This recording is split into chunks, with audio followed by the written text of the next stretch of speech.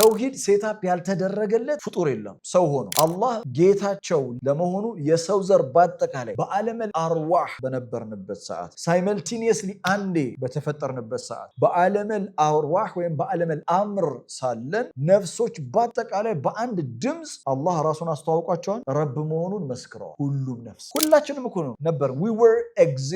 we were exist there ነበርን እዛ ሰምተሻል ሰምቻለሁ ሰምተናል አለስቱ ቢረቢኩም ሲባል መስክረናል ቃሉ በላ ሸሂድና ከዛ አላህ ምን አለ አንተ ቁሉ የውም አልቂያመቲ አንደኛ ኢና ኩና አን ሃዛ ጋፊሊን እኛ ከዚህ ምስክርነት ጋፊል ነበርን ቸልተኛ ነበርን ብላችሁ ምክንያት እንዳታቀርቡ ተባለ አላህ ረብ ነው የሚለውን ጽንሰ ሐሳብ ነፍስ መስከራ ስታበቃ ወደ ምድር ከመጣች በኋላ ግን በተለያዩ አጋጣሚዎች ነፍስ ከዚህ ምስክርነት ትዘናጋለች ነፍስን ከዚህ ምስክርነት ከሚያዘናጋት ነገር መካከል አንደኛ ላይ ሱረቱል አዕራፍ የተጠቀሰችው ምንድነው ጋፊልነት ጋፊል ማለት ነው አዌር ከሆንክ በኋላ ነገሩ ከገባህ ከነቃህ በኋላ በጊዜ ሂደት ቸልተኛ መሆን ጋፊል ተብሎ ይጠራል ህይወታችን አብዛኞቻችን ህይወታችን እኛ የምንፈልገውን አይነት ስኬት ላይ ያልደረሰው ሪዝኑ ምንድነው ቢባል አንዱ ጋፊልነት ኢንስራፍ ሲገጥም ከዚህ ኢንስራፍ ለመመለስ ግዴታ ምን ያስፈልጋል ኪታብ ያስፈልጋል መልእክተኛ ያስፈልጋል እንጂ የሰው ልጅ ምን ያስፈልገው ኪታብ ያስፈልገው መልእክተኛ ያስፈልጋል